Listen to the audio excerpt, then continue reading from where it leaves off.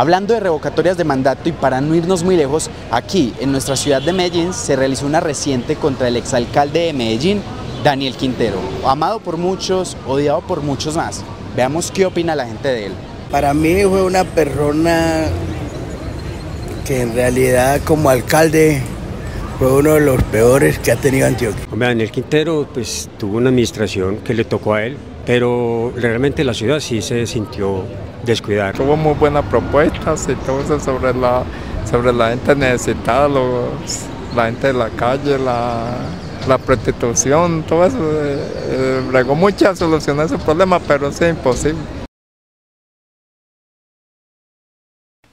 Bueno, para que nosotros entendamos el proceso de revocatoria tenemos que tener en cuenta primero unos elementos como son los órganos de control de los procesos electorales, que son la Registraduría Nacional del Estado Civil y el Consejo Nacional Electoral.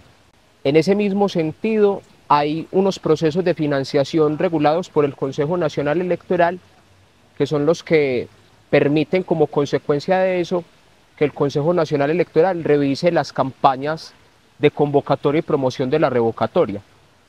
En el caso de Medellín hay también materias políticas, procesos ideológicos que fueron los que conllevaron a que la revocatoria se complicara un poco, pero en materia legal y técnica lo que vamos a hacer referencia va a ser a los procesos de financiación.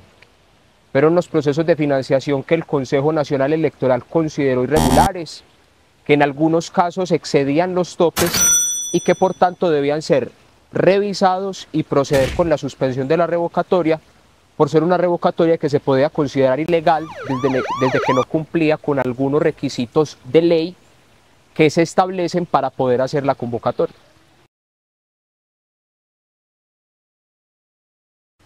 Bueno, esos topes fallan a partir de que no se declaran. Colombia es un estado donde todo está declarado, todo se debe declarar. Los ingresos que recibe una persona natural y los ingresos que recibe una persona corporativa. En ese mismo sentido, las campañas electorales obtienen una personalidad jurídica, sea a través del partido político al que representan o a través de un comité promotor. Y a través de esta personalidad jurídica, por así decirlo, entre comillas, tienen que registrar unos ingresos. Esos ingresos son los que permiten saber si la validación fue legal, si provinieron de un objeto lícito, de una causa lícita, por ejemplo, es decir, que hayan sido dineros de financiación de empresas públicas, que no hayan sido de funcionarios públicos, o que no hayan sido dineros que hayan provenido de algunas acciones ilegales como extorsión, narcotráfico, microtráfico, de algunas otras empresas ilegales que circulan en Colombia. Eso por un lado. Y por el otro lado, que sean recursos que no se excedan del tope que se pone de acuerdo a las consideraciones que tiene el Consejo Nacional Electoral. Lo que ocurre es que los comités promotores hacen las veces de representante legal de una campaña o de una convocatoria a un referendo o de una convocatoria a una revocatoria de mandato, como es el caso. En ese mismo sentido, ellos hacen parte de una personalidad jurídica, pero cada uno de ellos son personas civiles, personas naturales que se conocen en el derecho y por tanto tienen implicaciones. ¿Por qué? Porque en algunos de los casos el exceso de estos topes es porque provienen otros dineros que no fueron declarados, porque se busca la omisión de información respecto de algunos impuestos y lo demás, y eso se tipifica dentro de conductas penales o incluso dentro de algunas sanciones disciplinarias.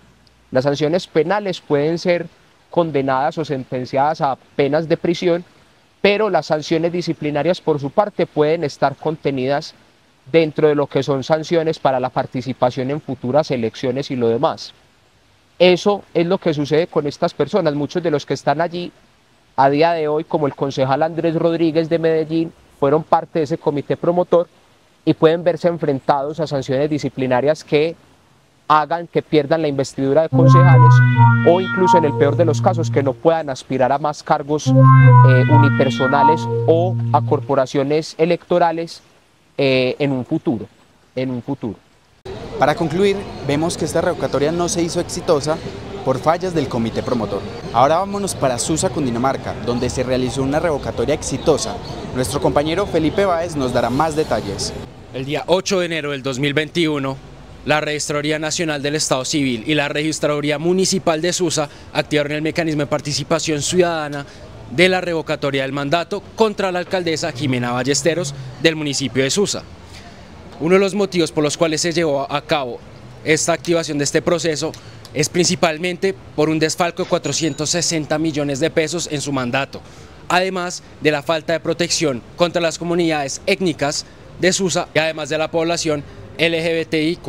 Por otro lado, no hubo ningún avance con respecto al proyecto de educación para las familias y también no hubo ningún fortalecimiento para garantizar la educación en el municipio de Susa. Ahora sí, hablando del escrutinio que hubo en las mesas de las votaciones contra la revocatoria del mandato de Jimena Ballesteros, 1.623 votantes estuvieron a favor de su revocatoria y 35 en contra de este. Eso es todo, muchas gracias por su atención. Hablando de revocatorias de mandato y para no irnos muy lejos, aquí en nuestra ciudad de Medellín se realizó una reciente contra el exalcalde de Medellín, Daniel Quintero, amado por muchos, odiado por muchos más. Veamos qué opina la gente de él. Yo me llamo Verónica. Verónica, ¿nos permite grabarla? Claro que sí, dale. Verónica, ¿usted qué opina sobre Daniel Quintero? No, nada, ni me da ni le doy, entonces nada, todo melo, todo melo. Bueno, nada, gracias.